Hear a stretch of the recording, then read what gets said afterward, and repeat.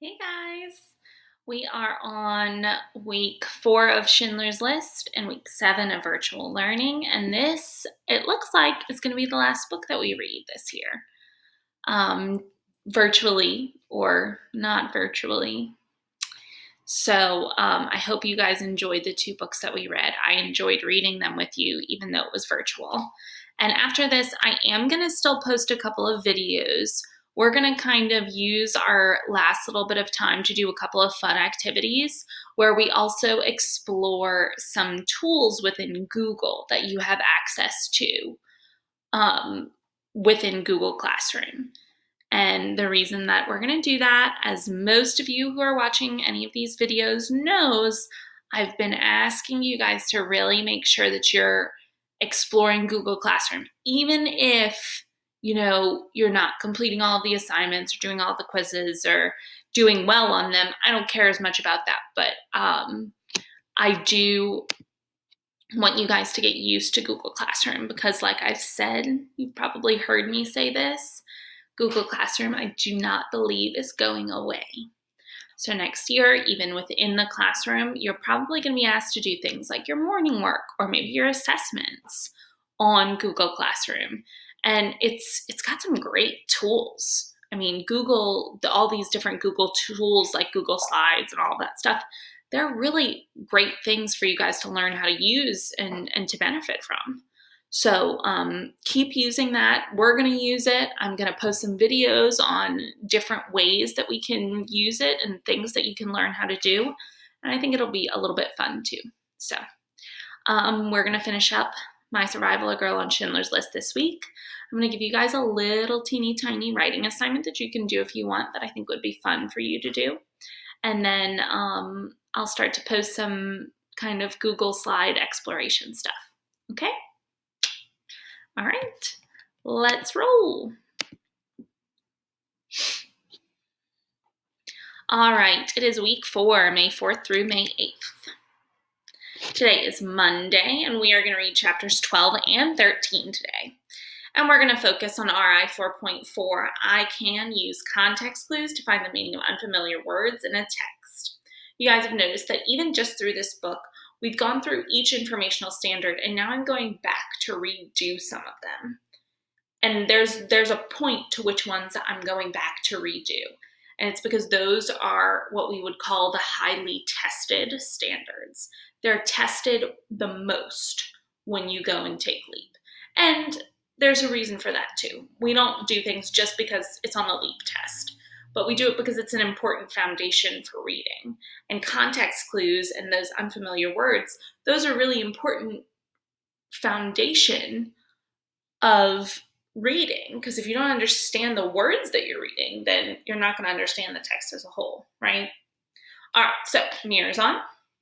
I can use context clues to find the meaning of unfamiliar words in a text. Mirrors off. If you actually do that with me while I make these videos, I want you to comment on this post, okay? If you actually do it with me, if you actually are sitting in your bedroom, living room, study, wherever you are, and you just did that with me and repeated those words, I want you to comment. Okay, moving on. Just curious. Okay, context clues. We went over these before. We're going to just briefly go over them again. Context clues are hints in a text that helps you figure out the meaning of an unfamiliar word. An unfamiliar word is just a word that you don't know. To find context clues and help you find the meaning of unfamiliar words, you reread the sentence within the word. The sentence with the word in it, and the sentences around the word before and after. Those can help you too. We also didn't touch on this last time, but sometimes in a text, often images or illustrations can also help you find the meaning of an unfamiliar word. Those can also be context clues. As we grow older, we have fewer and fewer illustrations, so we don't focus on that as much in 4th and 5th grade, but that's a possibility. Okay, we also have 4 specific clues that we had talked about. The synonym clue, where the author gives you a word that means the same thing as that word. An antonym clue, where the author gives you the opposite of what that word means. An example clue, where the author gives you a few examples and you can use those to figure out, oh, well, then that must mean this. And then a definition clue, where the author outright tells you what that word means. Now, when you're taking an assessment, whether it's LEAP or just a weekly standards-based assessment, the definition that you're given is not going to be the exact same as the one in the text, but it'll be similar. Does that make sense? So if the author gives you the definition, that's not going to be your answer, more than likely. It'll be something that's really similar to it, okay? All right, chapters 12 and 13. We're really starting to wrap up Rena's story in these last, I think it's an official 3 chapters. And then we have like a little ending chapter that we're going to look at too tomorrow. So I don't have too many pictures because like all of that like meaty stuff about her story is really done at this point. But as we read this chapter, just like we did before, I want you to take note of those unfamiliar words that you encounter and see if you can use the context clues to figure out their meanings, okay? And our quote that we are going to let resonate with us after reading these chapters is, the best thing we could do would be to speak the truth about what we had personally endured. Okay. All right, I'm going to...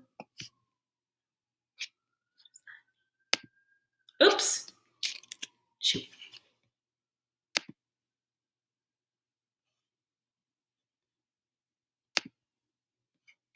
Okay, sorry, I'm back.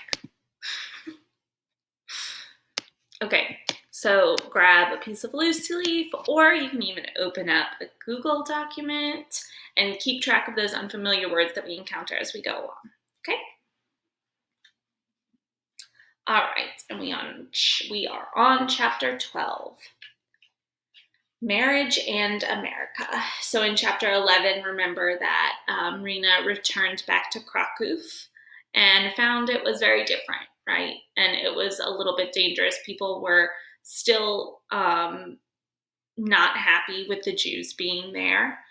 And someone was living in her apartment and she didn't really feel safe there. So they ended up going to like a safe housing camp where she met back up with her friend Sonia, and they got a safe place to live and they were able to stay there, which is great. So, chapter 12, Marriage and America.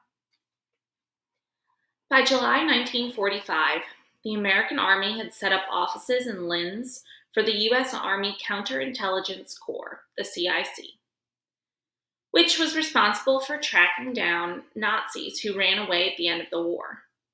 Anyone who worked for the CIC had the special privilege of shopping at the Army PX, Post Exchange, which sold hard-to-find food, spices, and other items not available in the public markets. One day, a friend came running to see me and Sonia at the farm. She was excited. I spent time with some boys working with the CIC, she said. You have to meet them. They have cans of fruit and milk. Sonia and I were teenagers and a bit mischievous. Why not? We answered. And off we went to Linz. Our mutual friend introduced me to a 24-year-old man from Krakow named Marek, who worked for the CIC. He was an educated young man who had been liberated from the Mauthausen. I don't know exactly how to say that. Probably not like that, but I'm going to go with it. Mauthausen concentration camp. Mark spoke English well, and the Americans were glad to have him work for them as a translator. He looked handsome in his American uniform. We had a lovely dinner, and Mark came back to visit me again the next day. And the day after that. And the day after that. In years to come, Mark would tell our children that it was love at first sight, and that he used a lasso to capture me. There was no lasso, but I agree that it was love at first sight. We married and could not have been happier. The only thing missing was a way to move to America. Sonia had a relative who lived in Massachusetts and who was willing to sponsor Marek and me. That meant that the relative was willing to provide a letter saying that, if necessary, he would cover our living expenses in the United States and guarantee that we would not become dependent on charity. Thanks to that letter, Marek and I arrived in America by steamship on November 19th, 1948. Remember to be tracking down those unfamiliar words. There were probably some in that paragraph. The first thing we did was look for work. Mark found a job in a leather factory, and I worked as an assistant in a shoe factory. It was not the life I dreamed of as a girl, but we were alive, in America, and had nothing to complain about. 6 years later, I was able to send papers for my mother and her new husband, who was also a Holocaust survivor, to come from Europe to America. By then, Marek and I had 3 children. My mother and her husband found jobs and bought a house. We were all so happy to be a family together again. My dear friend Sonia had immigrated to the United States a few months before me, along with her sister and brother-in-law. I spoke with her about whether we should tell people about our experiences, and at first we decided not to. It would be too painful to discuss publicly, and besides, we also knew nobody wanted to hear such horrible things. Then something happened that made us change our minds. People known as Holocaust deniers were declaring that the Holocaust never happened, and that Jews invented the Holocaust to win people's sympathy. Sonia and I agreed something had to be done about Holocaust denial. The best thing we could do would be to speak the truth about what we had personally endured, but we weren't sure how to go about it. Then in 1979, we met a remarkable woman named Margot. Margot Stearns Strong grew up in Memphis, Tennessee in the 1940s and 1950s. Back then, Memphis was segregated, and from the window of her high school, Margot could see a sign in the zoo across the street that said, "Thursdays were colored day only," the only day of the week that African Americans were allowed to visit the zoo. Later in life, Margot recounted that during her childhood, people didn't talk about racism, anti-Semitism, or the Holocaust. Discrimination and bigotry were just the way things had always been, and nobody seemed willing to do anything about it. Margot became a teacher and devoted her career to educating young people about injustice. In 1976, she co-founded an organization called Facing History and Ourselves, which today has taught millions of students and teachers about the Holocaust and the causes of prejudice. Facing History and Ourselves has grown into an international network of more than 40,000 educators who reach 4 million students in more than 200 countries every year. My dear friend Sonia was the first one to work with Margot in classrooms. By then, Sonia was married and had 3 wonderful children. Yet she found time to meet with students, tell them of her experiences, and answer their questions about the Holocaust. I remember the first time Margot invited me to speak to a group of students. Their teacher was nervous because one of the parents had found out about my talk and told Margot, "I don't want my child to learn about the Holocaust." Who could blame her? What sensitive parent wants her child to hear about starvation and murder? This parent felt better when Margot explained that my message was not so much about the atrocities as about how everyone, including young people, can make a difference in the world. Sonia died from cancer in 2010, and her death was a terrible loss for me. It was, and still is. What kind of world is this, I wondered, where someone can survive the Holocaust and then die of cancer? Is there no justice at all? Then I remembered something important about Sonia that helped me out of my depression. She was never bitter, despite all she had gone through. Remembering that didn't erase the sadness of losing her, but it helped me to recall that she and I always share the same philosophy. Life, however short or long, is a blessing. When I remember that, Sonia is still with me. Okay, there should have been some unfamiliar words in there for you, but there's also a really important piece of this story in there. And that's really about the author's purpose, right? I love that she touches on the fact that the Holocaust is a terrible event and that adults are often scared to talk to children about terrible events. My mom used to do that to me all the time. She still does it to me sometimes, where she doesn't want to share something scary with me because she doesn't want me to be scared. But those of you who are my students know very well that I talk to you about pretty much everything because I think that there's something to be learned about everything. We might not share all the details with you. Rena doesn't share all the details with us about every awful piece of the Holocaust for her, but she does share some important things that she believes it's important for young people and everyone to hear and know about because it could change the world, right?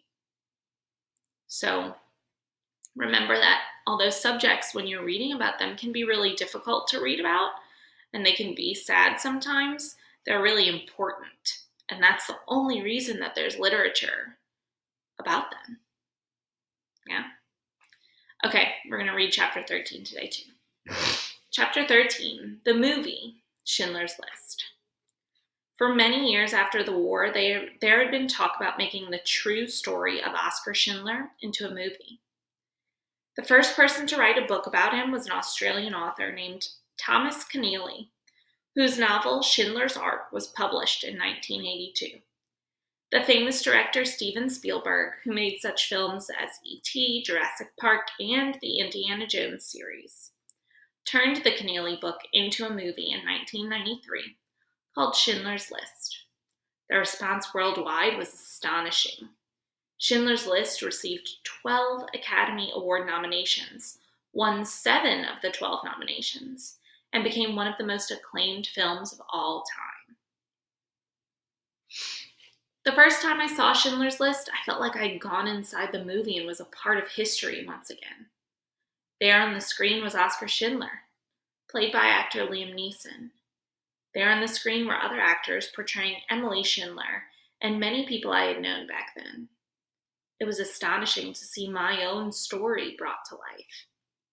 The film was so powerful that it took me back to my childhood when the Nazis took over Krakow, back to the day we were forced into the ghetto and back into the Płaszów camp, where we did not know from one moment to the next if we would live or die.